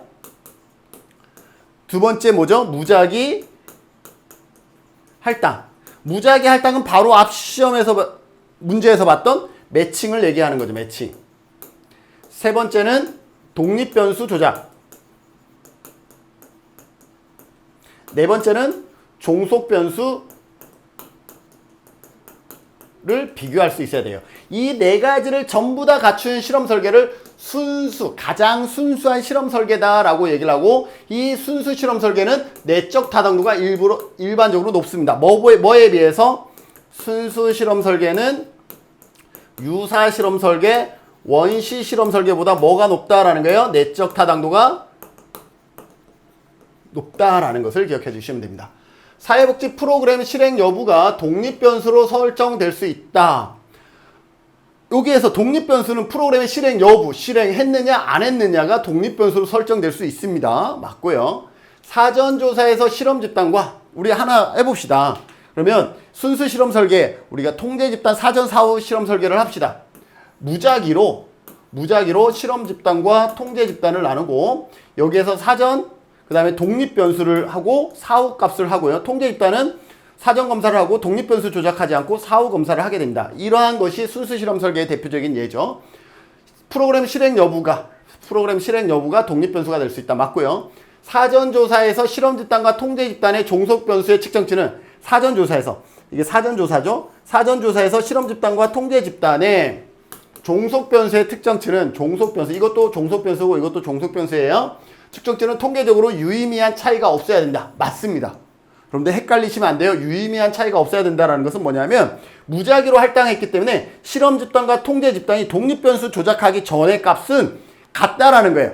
차이가 없다라는 것은 뭐예요? 차이가 없다라는 것은 유의미한 차이가 없다라는 거예요. 이건 같아야 된다라는 거예요. 그래서 차이가 없어야 한다. 맞습니다. 세 번째, 사전조사와 사후조사에서 통제 집단의 종속변수 측정치는 통계적으로 유의미한 차이가 있어야 한다. 사전조사와 사후조사에서 통제 집단은 밑에죠. 통제 집단에서는 유의미한 차이가 있어야 돼요, 없어야 돼요? 독립변수를 조작하지 않았기 때문에 아무런 변화가 없어야 좋은 거예요. 그래서 통제 집단의 종속변수 측정치는 통계적으로 유의미한 차이가 있어야 한다. 아니요, 없어야 좋아요. 없어야. 왜? 아무런 처치를 하지 않았잖아요. 프로그램 적용을 하지 않았기 때문에 차이가 없는 게 이상적인 거죠. 그래서 옳지 않은 것은 3번이 되겠습니다. 실험 집단과 통제 집단의 동질성 확보가 필요하다. 동질성이라는 것은 실험 집단과 통제 집단이 처음에 같다라는 거예요. 이거랑 같은 말이에요. 2번과 4번은 같은 의미를 가지고 있다는 것을 여러분들이 다시 한번 읽어보면서 좀 느껴야 되겠습니다. 5번, 실험 집단과 통제 집단의 차이는 독립변수의 개입 유무이다. 실험 집단과 통제 집단에서의 이 차이는 여기에서 60점이 나오고 여기에서는 40점이 나왔다. 여기에서 점수의 차이가 발생한 것은 뭐예요? 여기는 독립변수를 적용했기 때문에 60점이 나왔다라는 거예요. 그래서 실험 집단과 통제 집단의 차이는 이 결과의 차이가 아니라 실험 집단과 통제 집단에서 달라지는 건 뭐예요? 여기는 독립변수를 조작했고 여기는 조작하지 않았죠. 그래서 실험 집단과 통제 집단의 차이는 독립변수의 개입 유무이다. 독립변수가 개입된 곳은 실험 집단, 독립변수가 개입되지 않은 것은 통제 집단이다. 맞는 설명입니다. 그래서 여기에서 옳지 않은 것은 3번이 되겠습니다. 여러분들 다시 한번 살펴봐 주시고요. 자, 49번입니다. 이제 두 문제 남았습니다. 다음과 같은 절차로 진행된 유사 준실험 설계, 아까 방금 전에 했던 순수 실험 설계보다는 내적 타당도가 떨어진다 그랬죠. 특징으로 옳지 않은 것을 찾으시오, 이렇게 되어 있습니다. 우울 예방 프로그램에 참여할 하나의 집단을 모집한다. 우울 예방 프로그램, 그죠? 어떤 프로그램에 참여할 하나의 집단을 구성한다.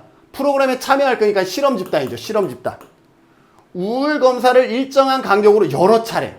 하나의 집단만 구하는 거네요. 그리고 우울 검사를 일정한 간격으로 여러 차례 실시한대요. 우울 검사를. 자, 그러면 이게 아니라 이렇게 되겠네요. 여러 차례 우울을 검사하고 우울 예방 프로그램을 진행합니다. 우울 예방. 우울 검사를 동일한 측정 도구를 이용해서 일정 간격으로 다시 여러 차례 우울을 합니다. 자, 이렇게 구성된 실험 설계를 우리가 뭐라 그러죠? 통제 집단은 없어요. 하나의 집단만 모집했기 때문에 통제 집단이 없기 때문에 단순, 반복해서 측정했기 때문에 단순 시계열 설계. 그래서 이 지문은 단순 시계열 설계에 대한 설명입니다. 단순 시계열 설명은 유사 실험 설계의 하나가 됩니다. 자, 봅시다. 통제 집단을 두기 어려울 때 사용할 수 있다. 요거는 통제 집단이 없죠. 왜? 통제 집단은 아마 두기 어렵기 때문에 통제 집단을 설정하지 않았을 거예요. 옳지 않은 것, 이거는 옳은 겁니다. 검사 효과가 발생할 수 없다? 여기 봐요. 사전 검사를 하고 사후 검사를 했기 때문에 뭐가 발생할 수 있어요? 검사 효과가 발생할 수 있다입니다. 사전 검사가 사후 검사에 영향을 미치는 검사 효과가 발생할 수 있다. 옳지 않은 것은 2번이 되겠습니다. 3번.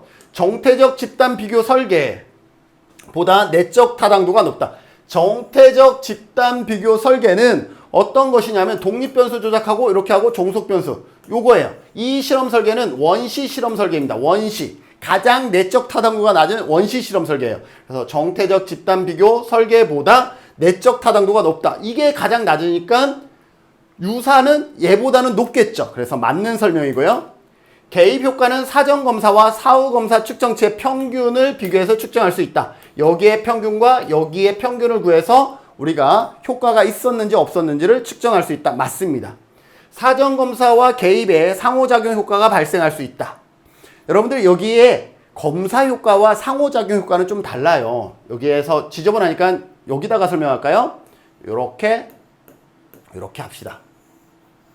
검사 효과는 처음에 시험을 봤더니 30점이야. 아우 너무 창피해. 그런데 선생님이 이번에 컨닝한 학생이 있어서 같은 시험지로 다시 일주일 후에 시험 볼게 했어요. 그래서 일주일 뒤에 시험 보면 어떻게 되겠어요? 당연히 점수가 높아지겠죠. 왜? 처음 봤던 시험지랑 똑같은 시험지로 다시 시험 봤으니까 점수가 높아지겠죠. 이것은 뭐예요? 한번 봤던 것을 다시 봤기 때문에 점수가 높아지는 것, 이것은 검사 효과예요. 한번 봤었던 검사를 다시 썼기 때문에. 근데 상호작용 효과는 이거예요. 시험을 봤는데 너무 낮은 거예요. 그런데 선생님이 특강을 해준대요. 그래서 어떻게 했어? 창피하니까 이번에는 열심히 수업 받아야지. 그래서 점수가 낮으니까 열심히 수업을 받은 거예요. 열심히 수업을 받았더니 당연히 점수가 높아지겠죠? 이처럼 사전 검사가 독립 변수에 영향을 미쳐서 종속 변수가 바뀌는 것은 상호작용 효과라 그럽니다. 그래서 이처럼 사후 검사를 했을 때는 검사 효과도 발생할 수 있지만 이렇게 상호작용 효과도 발생할 수 있다는 것 맞는 설명입니다. 그래서 옳지 않은 것은 2번 검사 효과가 발생할 수 없다가 잘못됐습니다. 사전, 사후 검사에서는 검사 효과, 시험 효과, 테스트 효과 전부 다 발생할 수 있다라고 보시면 되겠습니다. 자, 마지막입니다. 50번.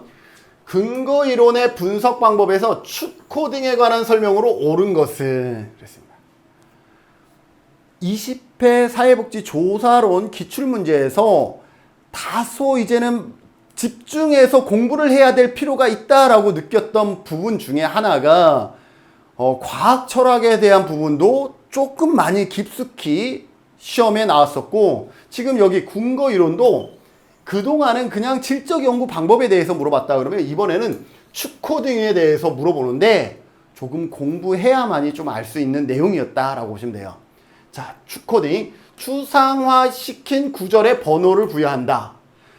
개념으로 도출된 내용을 가지고 하위 범주를 만든다. 발견된 범주의 속성과 차원을 고려하여 유형화를 시도한다. 추코딩을 찾는 거예요. 이론 개발을 위해 핵심 범주를 중심으로 다른 범주와 통합화, 정교화를 만드는 과정을 진행한다. 발견된 범주를 가지고 중심 현상을 중심으로 인과적 조건을 만든다. 정답은 5번이 되겠습니다. 그런데 교수님 왜요? 라고 물어볼 수 있잖아요. 그래서 이 부분은 앞으로도 시험에 자주 나올 것 같고, 그래서 한 번 더 살펴보도록 하겠습니다. 자, 근거 이론의 분석 방법에서 추코딩에 관한 설명이라 그랬는데, 근거 이론의 분석 방법에서 코딩의 방법 몇 가지가 있었죠? 뭐예요? 개방 코딩. 축 코딩, 선택 코딩이 있었잖아요. 자, 그러면 개방 코딩은 어떤 거냐? 이거예요. 여기가 개방 코딩이에요. 내가 심층 면접을 했어요. 심층 면접을 하면 그 내용들을 이렇게 번호를 부여해서 유사한 것끼리 이렇게 묶어주는 거예요. 보호자의 개념, 사회복지사의 소진 극복에 관한 연구를 했더니, 인터뷰를 했더니, 보호자가 개입해, 계속 서비스에. 보호자가 사회복지사를 의심해. 그리고 보호자가 근무의 시간에 계속 연락 와요. 그래서 이러한 것들을 하나로 묶어서 하위 범주로 뭐라고 설정했냐면, 보호자에 의한 갈등이라고 하위 범주를 설정했어요. 보호자만 힘들게 하는 게 아니라 우리 관장님 과도한 업무를 막 시키네? 그리고 우리 관장님 왜 회의는 그렇게 좋아해요? 매일 회의하재. 일할 시간도 없는데. 자, 이러한 과도한 업무나 형식적 회의는 비효율적인 기관 운영이에요. 이러한 보호자에 의한 갈등과 비효율적인 기관 운영이 나의 소진을 만들어내고 있어요. 자, 그러면 범주는 소진의 요인입니다. 이처럼 어떻게 해요? 개념을 하위 범주로 나누어서 또 범주로 구성하는 이 단계를 우리는 뭐라 그러냐면 개방 코딩이라 그럽니다. 개방 코딩. 이게 다 열려있는 게 어떻게 묶일지가 다 열려있어. 개방 코딩이다 라고 얘기를 해요. 반면에 축 코딩은 뭐냐? 인과적 조건, 중심현상, 상호작용, 결과, 중재적 조건, 맥락적 요인에 이 범주를 집어넣는 거예요. 그래서 인과적 조건이라는 것은 원인에 해당되는 건데, 여기에서 우리 연구는 소진 극복에 가는 거잖아요. 소진을 극복하기 위한 원인 뭐예요? 소진의 요인이죠. 소진의 요인이 인과적 조건에 해당하는 거예요. 중심 현상은 주제에 되는 거예요. 소진의 증상. 맥락적 요인은 인과 조건을 강화시키는 거예요. 소진을 더 강화시키는 거예요. 직무 현실.